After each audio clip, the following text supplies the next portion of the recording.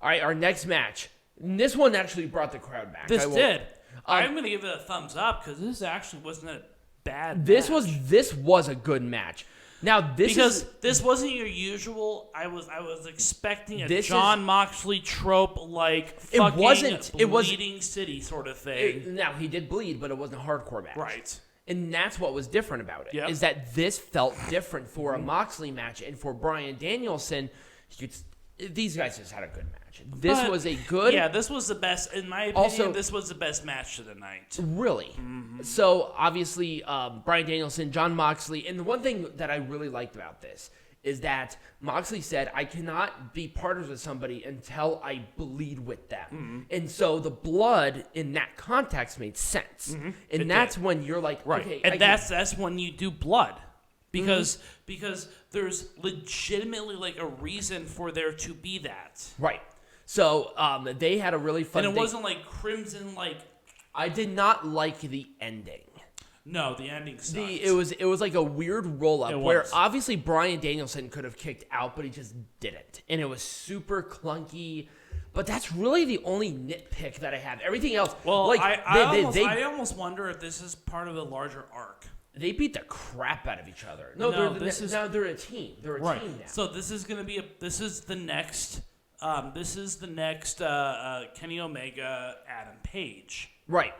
They're gonna have a team, and then they're gonna separate out. One of them is gonna win the title, probably Bryan Danielson, and then it will be Moxley and Danielson. Not at this one's Double or Nothing, but maybe the next one, because they're gonna win the titles. They're gonna be Jurassic and become the champions.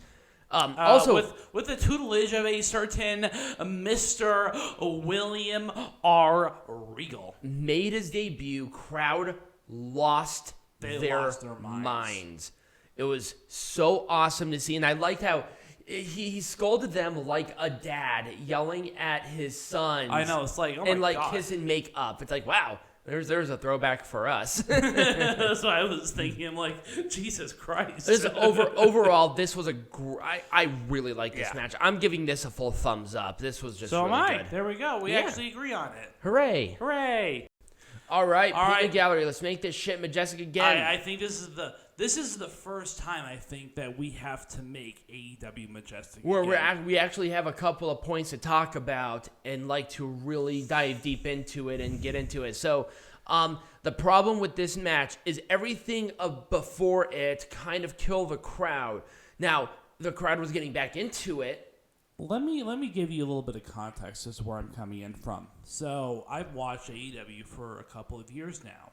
And after a certain point in time, you kind of have an idea as to how these matches work. Like, you have an idea of, like, how certain matches are going to go based on what's been happening, right? Am I wrong? No. And so I think what is really killing me right now is that I'm starting to get to that point in AEW where everything is just becoming predictable. Where I kind of know exactly who is going to win what matches at what points in time. Okay, I do understand. I mean, with WWE pay-per-views, I'm like 90% correct as far as like who wins which match because it's so fucking obvious. But the problem is that the predetermined aspect of professional wrestling should not dictate on your perception of the actual thing. Well, it does. That's the problem. That's your problem. Well, I know who is going to win. Enjoy the ride, not the enjoy the ride, not the destination. And that's the problem here. But you see, I think at that point, if you kind of know if you know who wins, you know how the structure of the match is going to go. But once again, even if you know exactly how it's going to go, enjoy the ride. It's not that I don't enjoy it. It's just that it's so predictable. And here's the thing. That it becomes okay, well, this is going to happen, this is going to happen, that's going to happen. You know, I'm going to give you a metaphor that I think will be appropriate for what I'm saying. Look at professional wrestling like going on a roller coaster. You can visually see what's going to happen on the roller coaster. You're going to start from the gate and you're going to end at the gate. The enjoyment comes from going around everything. That's what professional wrestling is. Okay. Look at a play. You know what's going to happen. You know how it's going to end. Enjoy the ride. Let's also talk about the fact that the professional wrestling community on the internet is so toxic. Oh yeah, people were trying to defend like a lot of different things, which was stupid. All right, so anyways, let's eviscerate the show. I know, but we wanted to start with this preface, but I'm just letting you know. Yeah. Think of pro wrestling that way. That's why I think I enjoy pro wrestling more than you do, because I'm looking at it that perspective. So when it comes to Adam Cole, I knew that reDRagon was going to interfere. It was stupid. I wouldn't have had them interfere. Now, if they were going to interfere, I would have had them interfere, right?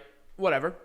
But I would have had them been thrown out instead of the hoggly boosh and them moving tables and all this bullshit that they did. Without the referee doing a damn thing. Oh, I know. That was really annoying too.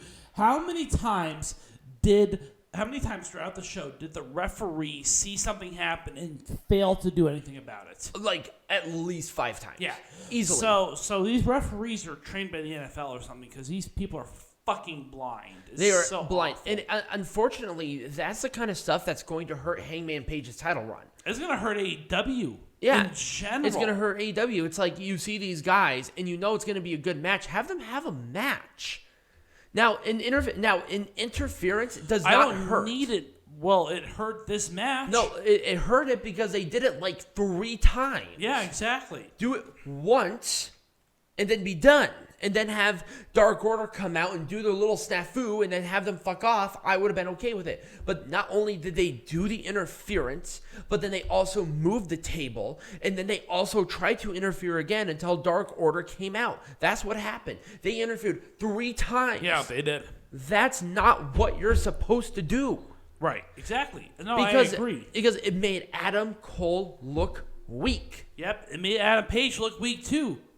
Because, heaven forbid, Adam Page cannot win a match without his friends helping him out. Right. It's like, no. Can Adam Page not defend himself? Is he not a fighting champion? Right. I mean, I expect that from a chicken shit heel like Roman Reigns, but not from a babyface like Adam.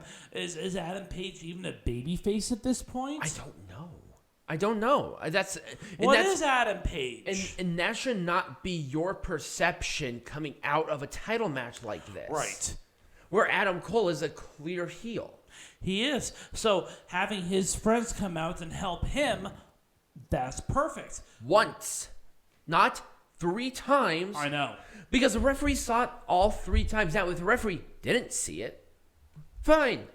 Maybe if they try to help, if they try to help again, but the referee caught on to their shit and then threw them out, cool. And I knew that when reDRagon didn't win the tag team titles, I knew that Adam Cole was not going to win. It can't be that predictable, and that's the problem. Anyway, so that's what I probably would have done. I would have had reDRagon either been thrown out the first interference, or them trying to do another one, but the referee catches on to their bullshit, and then say, "You're out of here." And then Adam Cole does a low blow or do something kind of sneaky, and then better constructed match. And then you have Dark Order interfere on the ramp at the stage instead of at ringside. Right, they're trying to come out, and then they can come out and do that. Exactly. Right. There was a lot I would do to this. Oh my fucking god, this match was terrible. It was. I would have cut it in half by time. Yep. The should not have been given as much time. Also, CM Punk's blading was way too early. He was gushing. His hair was sticking, and it was too early. Here's the thing. I'm going to say this because I think once again it illustrates my point. It's great to have all this blood. No, it was actually kind of gross. The blood to me is fine. It's when you do it is the difference. CM Punk lost so much fucking blood in this match. It wasn't even within 5 minutes, and then CM Punk started bleeding. That was way too soon. It should be at the very end of the match when somebody starts bleeding. But CM Punk lost so much blood that he couldn't keep himself up. Right. That's how bad it was. Now, I want to illustrate an example of blading done right with another match that AEW blading had. Is so 1980s, too. Right. Now, keep in mind, there was another one where I think blading was done right within this company. And that was, number one, the Moxley-Bryan Danielson match. They did it right. But let's talk about the Cody-Dustin Rhodes match at the first Double or Nothing. Right. Now, did Dustin cut himself too deep? Yes. Yes. But it was more towards the end of the match. There was maybe another, 7 minutes, and then he started gushing blood. But that made sense. Where CM Punk did this way too soon, where he was bleeding more than he was not, and that's not what you should do. That's not how it should be. I mean, I personally have a moral obligation towards blading, just in general, because I don't like the practice of blading. If you want to get cut, you're getting cut the hard way. Right, exactly. I mean, that's my point. You shouldn't make yourself cut. That's not... There is a way to There is a better way to do it.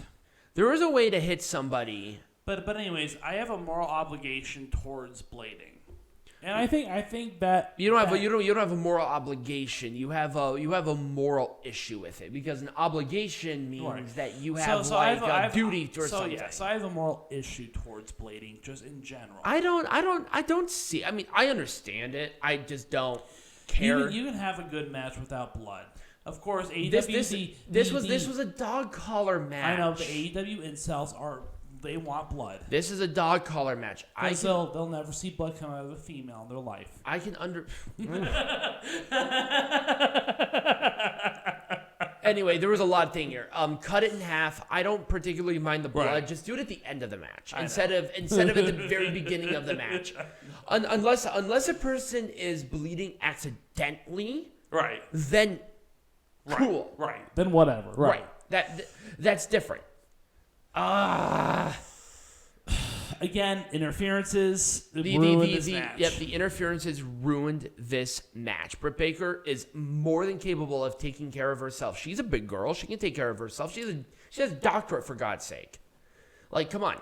Well, again, you just have to have these fucking... Also, the orientation of this match was really hurting it, because I think this was right after the dog collar match. Yeah, this was right at... No. Yes, it was right after the dog collar match.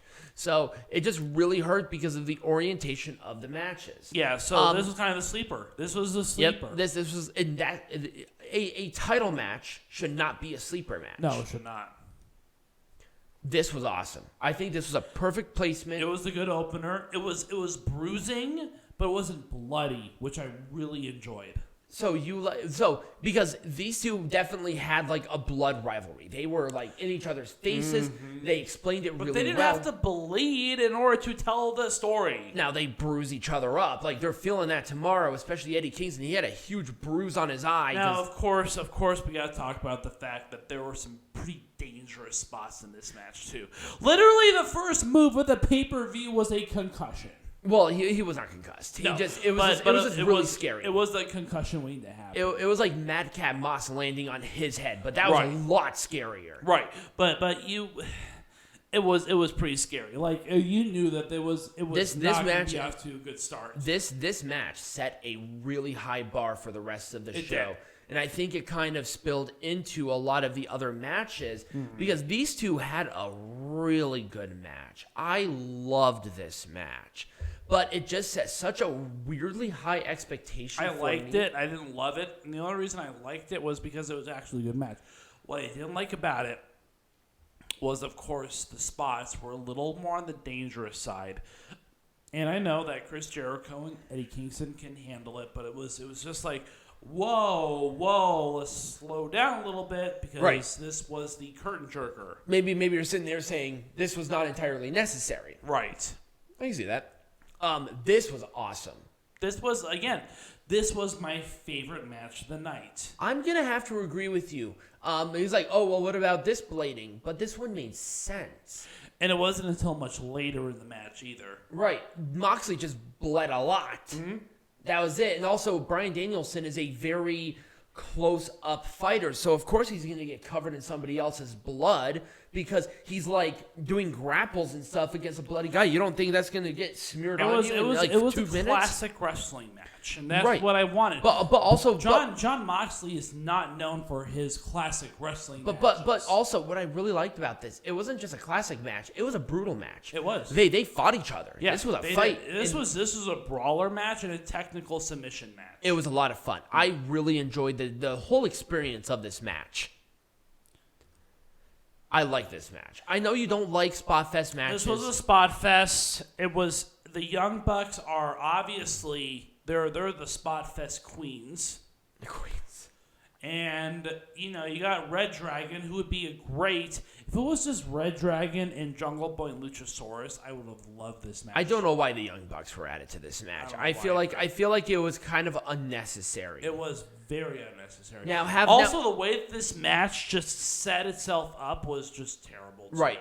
Now, here's what I would have done. I would have done reDRagon versus Jurassic Express for the titles. Young Bucks come out, pretend like they're going to help reDRagon, but yet screw them. Then have the Young Bucks reDRagon match at Double or Nothing. Because we all know what the real rivalry is. The real rivalry has nothing to do with Jungle Boy and Luchasaurus. And that's not where it should be because, once again, this is a title match. The titles should be the main focus. But they were not. And that's a bad thing. I mean, Jungle Boy and Luchasaurus were just there. And I feel like they were just there, right? And the real rivalry was reDRagon Young Bucks. And also the Jurassic Express shined in this match. I thought they did the best. They did, but it was distracting to have the rivalry between the Young Bucks and reDRagon take place at the same time. I can agree with that because it took away from Jungle Boy and Luchasaurus. I can agree. I can 100% agree with that. 100%. Jungle Boy and Luchasaurus should have had their own match with somebody else. Yep. This should have been on the pre-show. I don't know why this wasn't. Absolutely. This should have been on the pre-show. Or have Sammy Guevara defend the title against somebody. But this was... Well, here's the thing about this match. It was just like a sleeper before the main event. Right. I mean, that legitimately what it was. I just don't like sleepers. It's just like, it doesn't make any sense to me. It's like trios, whatever... It was so random. When in the hell was a tornado trios a no disqualification? I've never heard that. Well, it's a tornado tag match. It's a tornado tag match, but that doesn't mean pillar and plunder. It's still one team against another team. There's nothing there about no disqualifications. But that's a tornado match. There are no disqualifications in tornado matches. I've never seen that. You've never seen it again. Not that I'm personally aware of. So tornado matches do not have disqualifications because it's every man. It's just one team against the other team. There's no rules. Okay. Again, I understand the premise of the match, but here's another thing I want to talk about really quick too. While we're here, is I felt like the promos or the packages for a lot of these matches were not very well thought out. No, I don't think so either. I 100% agree with you. If there's one thing that I can compliment the WWE on is that they do a very good job presenting a package for a match. AEW used to be really good, but they're getting a little sloppy with it. For some reason, this particular pay-per-views packages for matches was weak. It was so bad. I can agree with that. I 100% agree with that. So the reason I want to bring it up now is because I didn't see the reason for this match. Now, are Darby Allin and Sting like the enemies of the Hardy Andrade family office? Yes. Why are Andrade and Matt Hardy working together now? Like what's the arc? So the arc right now is that the Hardy family office have a working relationship with Andrade, which is why it's now AHFO, because they had the working relationship. Mm-hmm.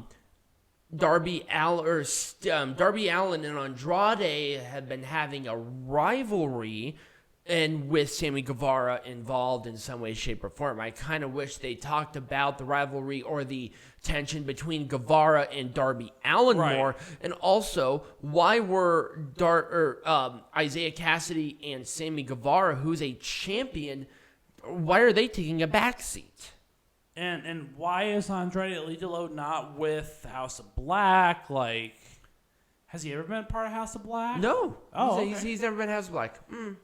Well, no, he was tagging with them when they were in that rivalry, but he was never officially a member of the House of Black. Well, see, and that's not a thing, is that I want to know what the arc is like now. They put them together because there was the tie-in between Queen Zelina, because that was the talk of the town at that time. But you know, like the point being is that I wanted a little bit more information. Right. Of a novice who's watching this show. I almost expected more information. I was surprised there were 3 matches in the pre-show. Right. And that kind of sucked, actually. Once again, this match should have been in the pre-show. Or it shouldn't have existed at all, because they had maybe, 2 weeks of promo on this? Ty Conti and Jade Cargill are not ready to carry a match. No.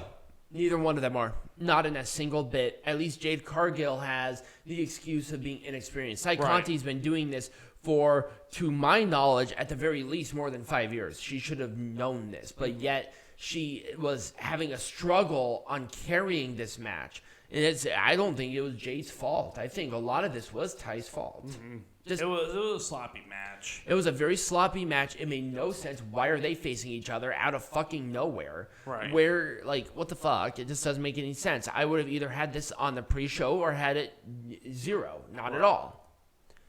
Now, this should have been on the main show. It should have been, yes, absolutely. I would have replaced the Hardy Family Office match with this match, because this match, at least, has a rivalry that you kind of understood. I understood it, yeah. I know there's a rivalry with the Death Triangle and with the House of Black. Right. I understand that there is something going on. And with Phoenix injured right now, I think Erick Redbeard... Erick Redbeard, which would have just... Yeah. I think this should have been... They should have waited until Revolution to say, hey, it's Erick Redbeard, the surprise person. That would have been cool. And I think that would have been a big pop on a show like this. And they actually did have a pretty okay match. I really enjoyed it. And they definitely wrestled a pay-per-view match on a pre-show. Again, the match went too long. Yep. It should have been cut at least by 10 minutes. It should have been cut by 10 minutes, and it should have been on the regular show. The reason why it was on here, I will never know. This match was terrible. It wasn't terrible. It wasn't good, but it wasn't terrible. It was average. It was average. There was at least a rivalry with it, but you got 2 gals who cannot carry a match. They had a better match a couple of weeks ago when this rivalry started than this match. And that's the thing. They actually did have a good match on Dynamite. I think it was during a TBS Champion Qualifier tournament match. Yeah, and Leyla, why with the Russian colors? I'm not going to explain it to you. I know why, but she is not portraying a Russian. But the point is that you should be wary about wearing Russian colors because of the association with the fact that there's a legitimate invasion going on. Now, if she was like fucking Nikolai Volkov and being a Russian sympathizer, I can understand that. I didn't see a whole lot of complaining on social media about her gear. You know why? Because she's not trying to portray a Russian. I understand. She's just Russian. I understand. But the colors, though... With Masha Slamovich as an example, she's portraying a Russian. Mm-hmm. But Leyla Hirsch is not. Right. She's just a wrestler who happens to be Russian. But I kind of would have put off the colors for at least a while. Maybe do like all black ears. Right, exactly. Because she's a heel already. Right. I would have done something a little bit different. Or if she actually supports Ukraine, why not do Ukrainian colors as a defiant sort of thing? That'd be cool. But the point is that I felt like, based on current geopolitical situations, it was a little bad taste. Heel heat? It would have been a little much if she was trying to get heel heat. Yeah, I'm like, do you want her to get killed? That's like if Alexander Rusev was having the big Russian flag flowing down right now. That probably wouldn't have been a good idea. Or Lana giving thanks and praise to Vladimir Putin. That probably would not be a really good idea right now. Right. Anyway, I'll be honest with you. I think this should have been on the main show. Really? Hook? Yep. No. Yep. Nope. I think at least 0%. If this was a sleeper match, this would have been a better sleeper match than the AEW Women's Champion. This would have been a better sleeper match than maybe half of the fucking dog collar match. It doesn't have to be long. It just has to be there. This was the only perfect match for the buy-in. Really? I thought the other. I mean, I don't know. I think there were some matches that were on the main show that should have been on the buy-in and vice versa, and this is one of them where I'm saying if this was not, this should have been the curtain jerker. Instead of Jericho Kingston, this should have been the curtain jerker. Maybe, but you get rid of the TBS Championship match, and you get rid of the Hardy Family Office match, and you put in a shorter House of Black versus Death Triangle match, and this match, and you have a much better constructed pay-per-view. I don't know. It's a little hard to sell because this one, but the thing is, this one did have a rivalry. They actually explained it really well, and I thought, to be honest with you, I did enjoy this match. I thought it was fine. And then, well, it's not the end. Let's talk about the face of the revolution, and then we'll wrap it up. I wouldn't have done anything different. I think everybody was exactly where they were supposed to be. I enjoyed the match itself, and I think they actually put over a couple of different people within the structure of the match. Here's the thing, is that we talked about Orange Cassidy. Orange Cassidy's act is getting a little old. Mm-hmm. It's kind of like New Day. New Day is great, but I'm so sick of the New Day. Yeah, they're a little old. And what does Orange Cassidy have outside of like being Orange Cassidy? Here's the thing. I would love to see an evolution of him as a character. Orange Cassidy actually wrestled as a masked luchador. I can't remember his name off the top of my head. When he was in Chikara, he wrestled as a luchador. Oh. He's actually a very, very good wrestler. He just found this gimmick and it works. Well, it worked. It worked. I'll be honest with you. I'm kind of in the same boat. Orange Cassidy for me, it's like, whatever. It was fun. It was fine. Maybe if he did something like that, but was a heel, that might be kind of interesting. And then of course you got Keith Lee, you got Wardlow, you got Hobbs. They kind of jerked them off as the big guys because they were the big, huge guys, and then people are like hating on WWE for saying, "Oh, they like to promote big guys." Well, AEW is doing the same fucking thing. Well, because they're like, "Oh man, well Keith Lee is just like the guy coming from WWE." Right. Powerhouse Hobbs and Wardlow just have that sort of charisma that makes them really popular right now. And that's why one of them won. Was because Wardlow is a... They're not promoting Powerhouse Hobbs and Wardlow because they're just big. Right. There's a lot more to Wardlow and Powerhouse Hobbs. There is. They just happen to be young and big. Right. That's it. Exactly. But they're promoting them like, oh, they're the big guys. They're the huge guys. They are the big guys. They are the huge guys, but they're also good. That's the thing. Right. This is not a Lex Luger situation. Right. They're not bad wrestlers. Right. They have charisma. They have presence. They're just wrestlers who happen to be big. They're not big guys who are made as wrestlers. Right. And then you got Christian, and then you got... Christian was there to lead the match because he had the experience. And then Ricky Starks was there because they wanted more people on the Team Taz heels. Ricky Austin Theory. Yes, basically. they like to jerk him off. And Orange Cassidy was there because Orange Cassidy, albeit his act getting kind of stale for me, he's still popular. So they wanted him at least on there to get that pop in every single match. I understand why. I do. I'm not going to be too nitpicky about it personally. I wouldn't have changed anybody out of the face of the Revolution ladder match, and I would have done a surprise maybe. I give it a thumbs down. I gave it a thumbs in the middle. But that's probably what I would have done. Overall, I did enjoy the pay-per-view. I did. It was kind of long. Revolution. Okay. It was a little long. People are saying, "Oh my God, it's the greatest thing of all time," right? It's not. 100%. This pay-per-view, because I'm starting to understand the formula of AEW is now starting to become old. No, I've seen AEW do amazing things. And what about the debut with Bryan Danielson and Adam Cole? That was a much different pay-per-view. I enjoyed that one a lot more. By a mile. This one. No, people are enjoying this one a lot more. Really? Are they stupid? No, they are. But anyways, the point being is that AEW has found its formula. And I have found the AEW formula. And therefore, I will now start to be a lot more critical of the AEW formula because it is the AEW formula. I want AEW to continue to surprise me like they have always done.